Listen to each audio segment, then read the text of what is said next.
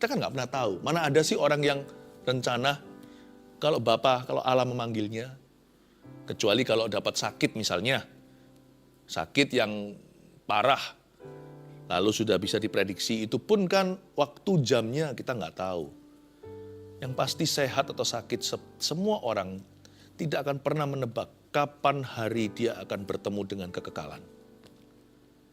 Karena itu jangan bangun sesuatu yang fana, itu nggak akan kita bawa. Tiap hari itu pastikan apapun yang Anda dan saya lakukan, itu ada nilai kekalnya. Dan dari semua yang kita bisa lakukan yang bernilai kekal, ada satu yang so pasti kekal sifatnya.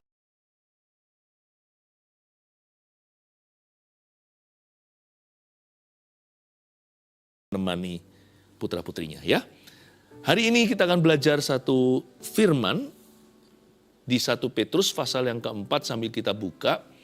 Judulnya, hidup seolah setiap hari adalah hari terakhir kita. Saya mendapat sebuah rema dari Roh Kudus untuk mempersiapkan hati kita itu dipakai Tuhan secara maksimal. Hidup seolah setiap hari adalah hari terakhir kita, bukan berarti esok kita akan mati. Malah justru orang yang hidup begini itu panjang umur, karena tidak pernah menyia-nyiakan waktunya. Dan Tuhan akan tambahkan talenta. Tuhan gak akan biarkan hamba seperti ini menjadi sia-sia. Sebenarnya kita semuanya itu punya satu anugerah. Mungkin kita belum punya apa yang kita angankan, kita belum miliki apa yang kita dambakan. Tapi selama kita masih bernafas, jiwa kita di dalam raga, itu kasih karunia tak terhingga, sadari. That the fact that we are alive, faktanya bahwa kita masih hidup, itu nggak boleh dianggap remeh oleh siapapun juga. Jangan dipandang murah. Hidup itu sebuah kesempatan dari Yang Maha Kuasa. Dan Tuhan kita bukanlah teori belaka, Tuhan kita itu Immanuel, Allah beserta. Dan Tuhan siap kok, siap mengerjakan hari itu bersama dengan Anda dan saya. Kalau kita punya perspektif yang benar akan kehidupan, Yesus akan tunjukkan jalan. Jadi jangan biasa hidup ya. Jangan jadi biasa. Dan jangan juga hidup biasa.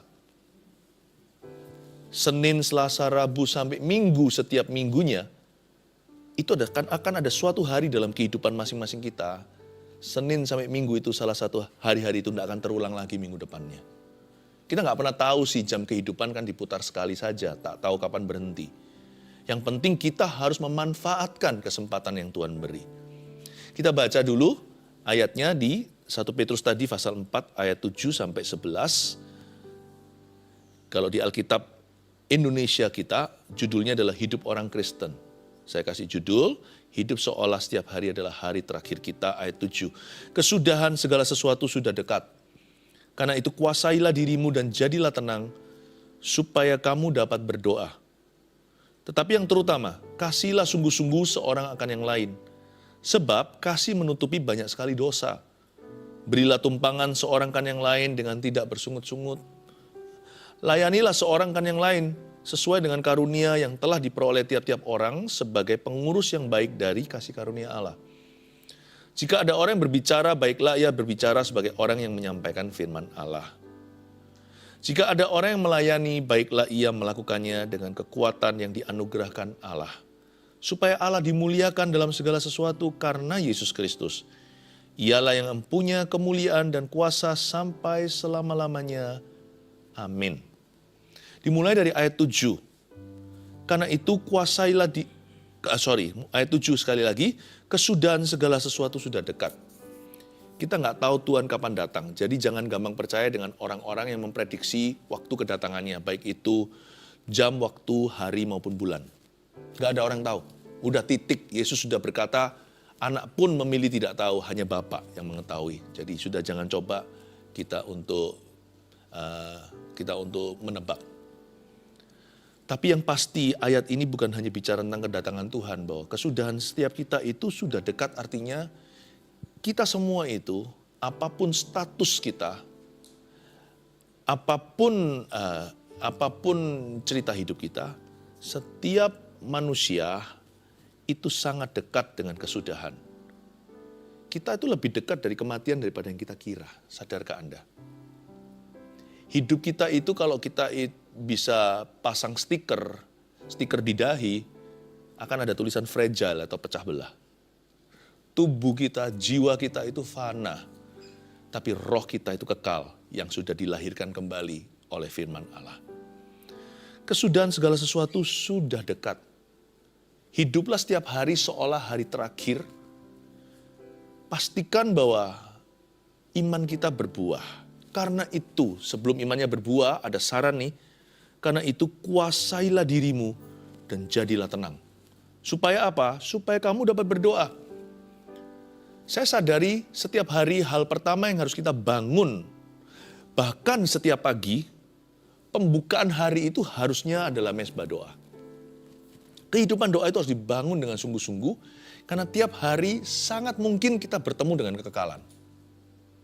Kita kan nggak pernah tahu, mana ada sih orang yang rencana kalau Allah memanggilnya, kecuali kalau dapat sakit misalnya, sakit yang parah, lalu sudah bisa diprediksi, itu pun kan waktu jamnya kita nggak tahu.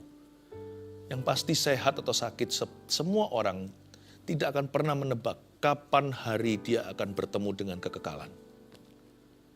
Karena itu jangan bangun sesuatu yang fana, itu nggak akan kita bawa. Tiap hari itu pastikan apapun yang Anda dan saya lakukan, itu ada nilai kekalnya. Dan dari semua yang kita bisa lakukan yang bernilai kekal, ada satu yang pasti kekal sifatnya, yaitu hidup doa. Biasanya sebagai pendeta nih, kalau saya lihat orang udah mau dipanggil Tuhan, misalkan di ranjangnya, itu mereka langsung sibuk sekali. Sibuk apa? Sibuk berdoa, menyapa yang Maha Kuasa. Tapi jangan jadi gadis yang bodoh, namun jadilah yang bijaksana. Ketika mempelai datang, dia punya pelita, tidak ada minyaknya. Pada saat itu mulai berdoa, ya sudah agak gimana. Mau doa itu pas sehat. Kalau mau beli minyak itu gadis bijaksana, jangan menjelang larut malam. Mumpung toko masih buka. Ya, misalkan tutup pukul 10 malam. Kalau mempelai datangnya nanti subuh-subuh, atau bahkan masih tengah malam, beli dulu. Banyak orang nggak ngerti ini, dia bangun semua yang sifatnya harta duniawi, atau dia bangun segala sesuatu yang hanya membawa dia sejauh reputasi duniawi. Dia nggak tahu bahwa ujung hidup itu kekekalan. Tapi yang dia bangun malah bukan komunikasi dengan Tuhan. Karena saya tahu bahwa ujung hidup demikian. Saya membuat satu keputusan sejak saya bertobat umur 18. Sebelum saya jadi pendeta, saya sudah bangun dulu hidup doa. Hidup doa itu adalah nafas hidup anak-anak Tuhan. Nafas hidup orang Kristen adalah doa kepada Tuhan Yesus. Dan kuasai dirimu dan jadilah tenang itu kenapa? Itu Tuhan ajari kita untuk memprioritaskan. Biasanya kalau kehidupan doa kita terganggu ya, aktivitas kita lainnya juga turut terganggu loh. Sadari nggak? Saya merasakan ini eksperimentasi, bukan eksperimentasi, ini pengalaman hidup saya. Jadi kalau kehidupan doa saya itu mulai agak terburu-buru misalnya, saya kurang disiplin atau bolong-bolong berkali-kali, banyak lubangnya lah saat teduh saya, itu biasanya nanti saya juga jadi orang kurang tenang ya. Waktu saya di dunia kerja, sehari-hari responsibility tanggung jawab saya atau melaksanakan semua duty atau tugas-tugas yang saya emban. Itu rasa hati itu kayak lari-lari. Hati itu gak pada tempatnya. Jadi ngomong sama orang pun gak bisa selesaikan kalimat. Dan juga tidak ada ketenangan. Padahal 24 jam kita ya sama. Tapi 24 jam saya itu terasa tergesa-gesa, terbawa-bawa arus, terburu-buru. Kalau saya tidak punya kehidupan doa yang solid hari-hari ini. Jadi kurang bisa fokus. Misalkan kalau saya berkhotbah juga, nggak bisa, menurut saya sih, nggak bisa menaruh dalam kata-kata apa yang sudah Tuhan taruh di dalam hati dan pikiran saya. Kayak rasanya itu nggak nyambung, semua kabel itu nggak connect. Nah itulah, orang berkata doa itu percuma lah ya, lebih baik kerja, lebih baik cari uang, lebih baik langsung lakukan ini itu supaya nanti tugasku semakin ringan. Salah malah. Doa itu memang sisihkan waktu. Kalau berikan yang terbaik, jangan yang sisa. Tuhan harus di tempat pertama. Waktu kita lakukan itu, kayaknya seperti seolah kita itu kehilangan waktu di depan. Tapi belakangnya itu jadi lancar. Mulus gak tentu. Tapi jalan di belakangnya itu jadi penuh dengan penyertaan, penuh dengan kebajikan, kemurahan, dan pertolongan Tuhan. Itu beda loh. 24 jamnya sama. Tapi kalau saya sisakan waktu, bukan sisakan, saya berikan dulu waktu 1 jam di depan. 23 jam saya itu beda jalannya. Makanya di sini dikatakan kamu harus menguasai diri, jadi tenang, agar supaya bisa berdoa. Itu penting, itu step one. Kalau mau harinya itu maksimal, ya begitulah. Kalau mau minggunya maksimal, bulannya maksimal, bahkan tahunnya. Makanya saya nggak berani mulai tahun tanpa doa, akhiri tahun berdoa pula, mulai hari, akhiri hari. Mulai minggu, akhiri minggu. Saya tidak menganggap minggu itu hari ke-7. Saya menganggap minggu saya itu hari ke-1. Saya buka minggu saya itu dengan hari Minggu beribadah. Itu saya buka. Makanya saya nggak berani absen. Bukan karena saya pendeta. Saya pendeta itu kan nanti barusan. Dari dulu saya Kristen, pada waktu saya bertobat lahir baru umur 18, saya udah begitu. Saya udah begitu. Supaya kamu dapat berdoa. Nah, ayat 7 ini interesting, saya mau tunjukkan ya. Kata berdoa di situ, kan kita baca Alkitab bahasa Indonesia ini terjemahan. Bahasa Yunaninya. Ada konotasi, kata doa itu bukan just prayer loh ya. Kata doa itu supaya kamu dapat seriously pray. Kata doa di sana adalah serious prayers. Pakai bahasa majemuk kalau bahasa Inggris ya, prayers bukan prayer. Ini adalah doa-doa yang serius. Watchful and serious prayers, itu arti kata berdoa di ayat 7. Doa yang waspada, buka mata. Jangan doa nanti kalau udah kepepet keadaan, kalau terpaksa. Jikalau membutuhkan. Doa di sini adalah watchful, mata terbuka sehingga tidak ada kejutan di depan. Karena Tuhan sudah investasikan sesuatu di dalam. Dan serious prayers berarti doa juga bisa asal-asalan. Kayaknya doa 1 jam, tapi isinya HP-an. Itu juga bisa. Kayaknya doa tapi muter-muter ini itu. Doa tapi pikirannya nggak bisa konsen. Doa tapi pikirannya melayang ke sana sini sana. Kayaknya doa di ruang doa nampaknya di dalam gereja. Badannya, tapi bukan pikirannya. Ada pula orang yang pas doa tidur. Saya sarankan ranjang lebih enak. Benar. Kalau kita memang berada di ruang doa. Kalau di kulkas dingin sekalian. Mending di lemari, jikalau enggak. Serious prayers, doa harus sungguh-sungguh. Jadi kita juga bisa doa ya. Ada orang berkata, aku bisa doa kok sambil saya doaku apa itu bahasanya? Bisa disambil, bisa di apa? Itu ya. Bisa sambil lakukan apa? Ya saya mengerti. Saya nggak berkata doa itu harus fanatik gimana caranya, setiap orang sesuaikan ya. Tapi mau nggak mau, saya percaya ini berlaku untuk setiap kita. Kalau kita niat berdoa, pasti ada niat memberikan satu waktu yang kita memang korbankan hidup-hidup untuk doa. Pasti ada. Di samping itu baru, ya. Setelah itu, pokoknya di samping itu barulah ada doa yang bisa disambil. Saya juga lakukan itu kok, doa sambil kerja di kantor, doa sambil lakukan ini, doa sambil ini, bisa. Ya, kadang-kadang waktu tidur juga malam hari saya berbahasa roh di atas ranjang saya doa. Ya saya anggap itu doa-doa bonus, doa-doa ekstra. Doa saya khusus itu pagi hari. Yang maksudnya doa serious prayers di sini bukan doa yang disambi. Ini doa yang dikhususkan. Consecrated, set apart, dipisahkan, dinasarkan untuk Tuhan. Doa itu waktu itu seperti nasir untuk Tuhan. Itu maksudnya supaya kamu dapat berdoa. Ini bukan yang disambi. Hiduplah setiap hari dengan komitmen ini. Sorry, karena kita tidak tahu kapan, hari mana kita akan mati. Salah satu misteri adalah gini, saya nggak ngomong ini pesimis ya. Kayaknya kalau kita jalankan talenta, nggak mungkin lah Tuhan itu izinkan kita prematur. Tuhan yang tahu kapan, tapi Tuhan pasti penuhkan rencananya dalam diri kita. Jadi jangan takut mati. Tapi sungguhan, saya pikirkan. Kira-kira nanti ya, kita itu kalau dipanggil angkanya, kalau Tuhan nggak datang, dalam waktu masa hidup kita sekarang, kalau Tuhan datangnya masih nanti, tapi kita yang duluan terpanggil, harimu hari apa ya? Senin? Selasa? Rabu? Kamis? Jumat, Sabtu, Minggu. Nggak jauh. 1 dari 7 hari ini, salah satu hari itu, angka kita dipanggil. Nomor kita dipanggil. Saya nggak tahu. Saya nggak tahu nanti hariku apa. Makanya saya hargai tiap hari adalah harinya Tuhan. Hari ini harinya Tuhan. Hari Senin, hari Selasa, hari Rabu. Hari Kamis harinya Tuhan. Hari Jumat harinya Tuhan. Hari Sabtu, hari Minggu harinya Tuhan. Karena saya nggak tahu kapan hari minggu depannya nggak diulang tuh hari dalam hidup saya. I need to pray every day. Every hour. Setiap jamku perlukan seperti lagu himnal itu. Jadi firman ini menghibur hati, sejuk di dada, bukan untuk menakuti. Firman ini perlu didengarkan, bukan orang ingin mendengarkan ini. Saya tidak menyampaikan apa yang telinga ingin dengar, tapi apa yang perlu didengarkan. Saya rasa keluarga Anda pun mungkin gak akan tega ngomong begini. Tapi izinkan saya mengatakan bahwa kekekalan pintunya lebih dekat dari yang kita kira. Ayat 8, oh haleluya.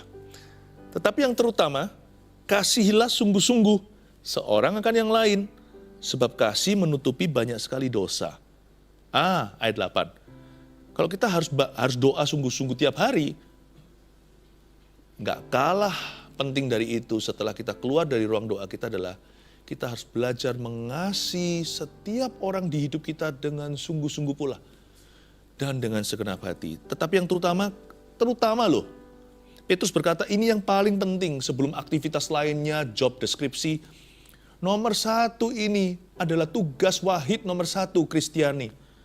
Kasihilah sungguh-sungguh seorang akan yang lain. Karena kita nggak tahu hari mana Tuhan memanggil kita. Dan kasihilah sungguh-sungguh seorang akan yang lain dengan catatan kasih itu menutupi banyak sekali dosa. Bukan hanya I love you, tapi kata I love you bisa dilanjutkan jika perlu dengan kalimat ini. I forgive you.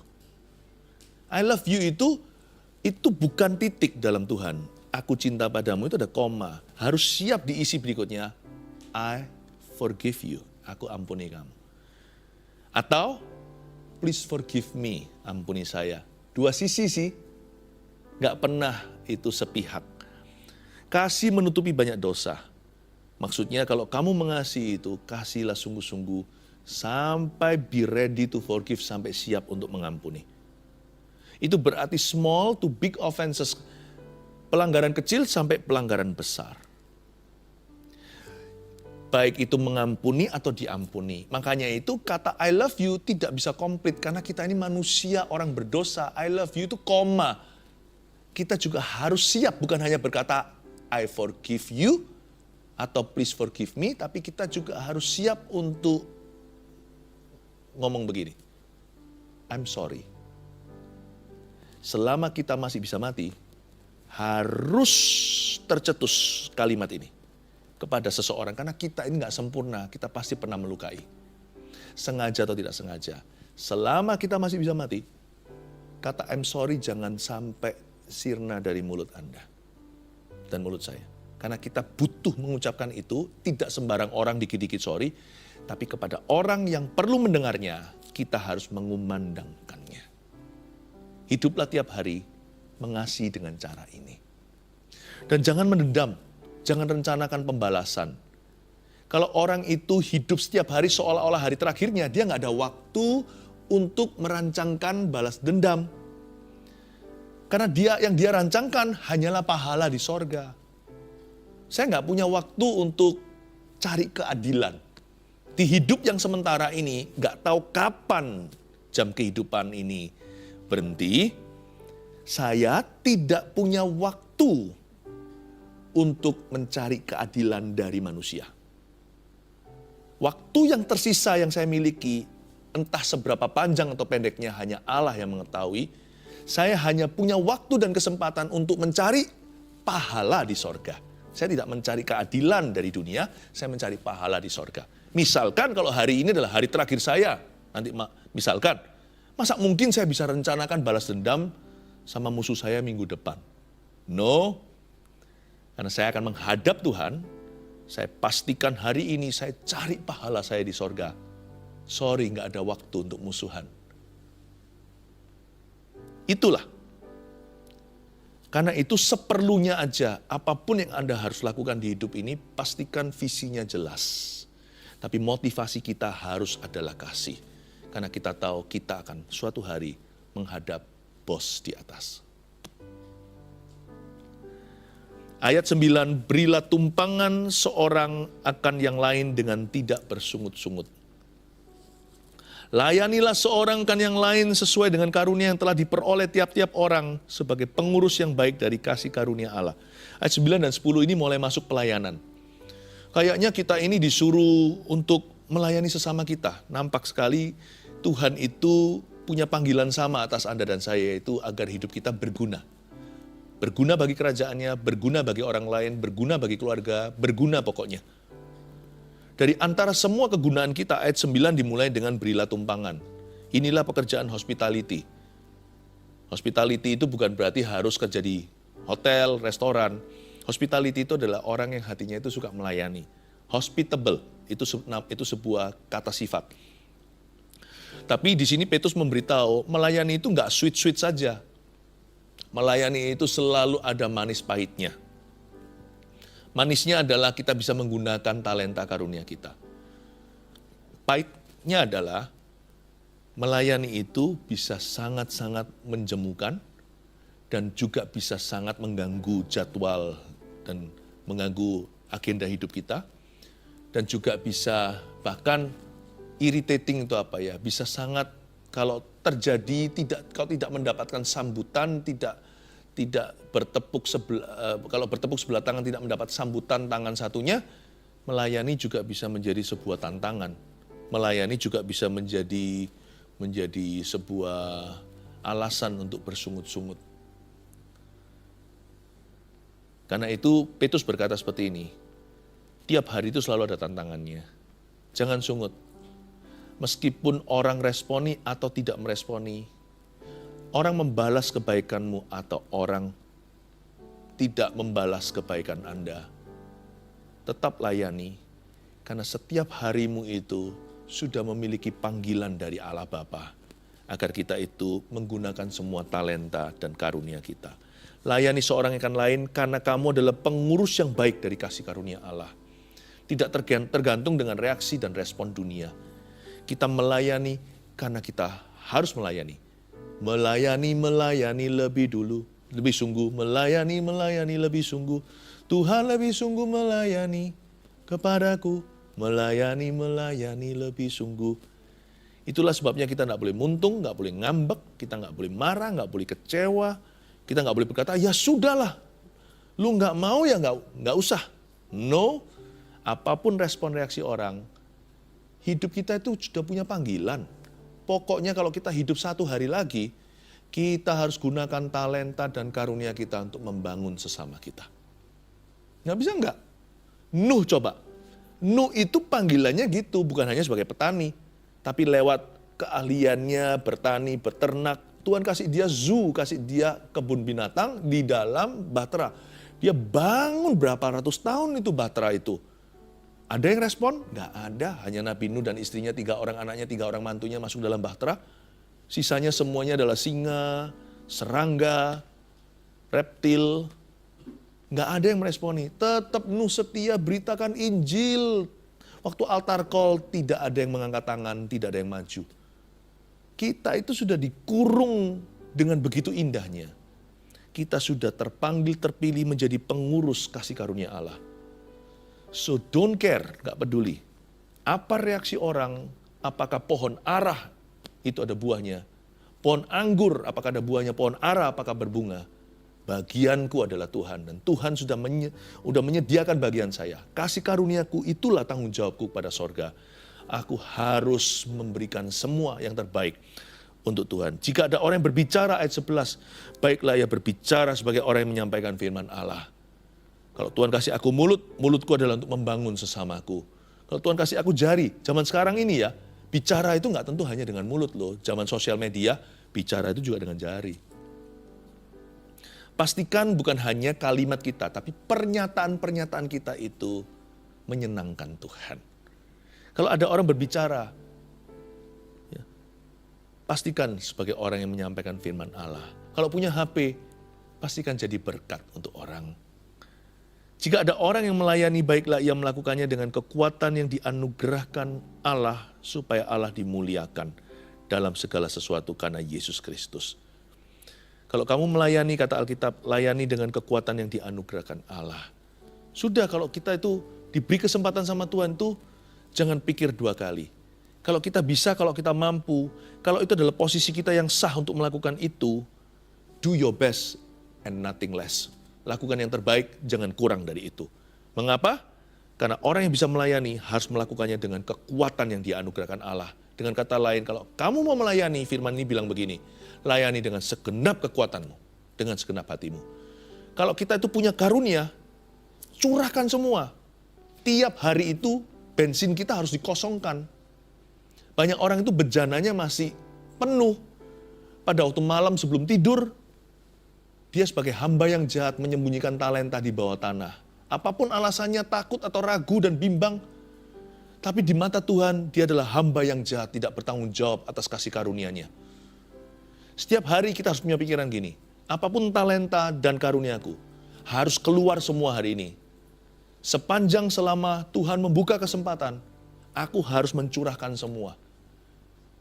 Bukan hanya karunia yang sifatnya spiritual, tapi talenta-talenta yang sifatnya alamiah. Pokoknya kalau Tuhan buka pintu, kasih saya kesempatan, saya harus curahkan semua. Saya punya goal tiap hari, atau tiap malam waktu saya tidur, saya punya goal. Hari ini, apakah semua talenta karunia yang Tuhan berikan dalam hidup saya, sewaktu kesempatan diberikan, apakah sudah saya curahkan semuanya? Saya tiap pagi duduk di kaki Yesus. Tiap pagi mencari wajah Tuhan itu sebagai bencana hampa lagi. Saya diisi itu fresh tiap pagi. Kita isi bensin berapa lama sekali, mungkin berapa hari sekali, atau bahkan 1 minggu kalau nggak keluar kota atau pergi jauh. Tapi kalau bejana kita, bensin rohani kita harus diisi tiap pagi itu kosong lagi, dipenuhi dari awal. Karena itu setiap hari jangan hemat. Kalau Anda menyembah, sembah Tuhan. Kalau Anda melayani orang, layani orang. Kalau tolong orang sungguh-sungguh. Kalau kerja beneran. Dan ini berlaku untuk kita dalam dunia kerja, di rumah, di gereja. Kalau melayani itu jangan tanggung, jangan hemat.